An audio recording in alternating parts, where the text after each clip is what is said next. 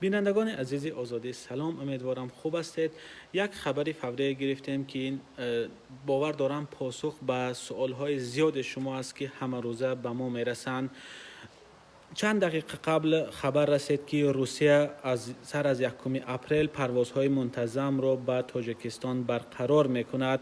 خبرگزاری دولتی ریا نووستی چند لحظه قبل نوشت که روسیه از روز 1 اپریل پروازهای منتظم را به تاجیکستان، آلمان، ونزوئلا، سوریه، ازبکستان و شریلانکا برقرار میکند.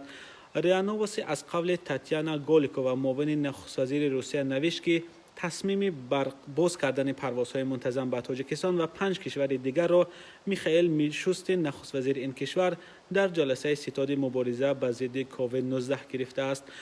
همه روزه رادیوی آزادی از کاربران خود از اساساً از مهاجران سوالهای زیاد دریافت میکرد که یکی از سوالهای اساسی این است که کی پروازها از تاجیکستان به روسیه برقرار خواهند شد.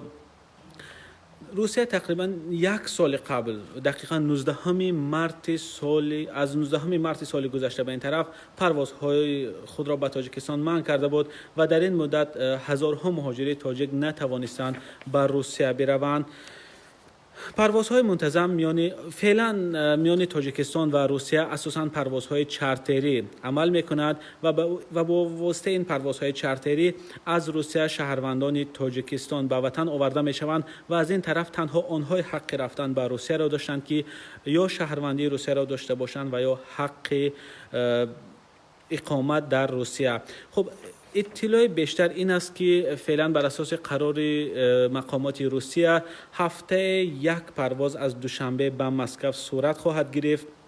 درباره شرط و شروط این پرواز هنوز اطلاع زیاد پخش نشده است، و اینکه این پرواز را کدام شرکت ها انجام میدهند هم هنوز دقیق نیست. ولی خبر دقیق که شاید بسیاری ها را در تاجیکستان خوشحال میکند این است که از 1 اپریل امسال، یعنی تقریبا بعد از یک هفته دیگر، پروازهای دائمی از تاجیکستان به روسیه برقرار خواهند شد و بسیاری از مهاجران در تاجیکستان امید دارند که با برقرار شدن پروازها می توانند دوباره به مهاجرت بروند و به جای کار پیشینه خود برگردند.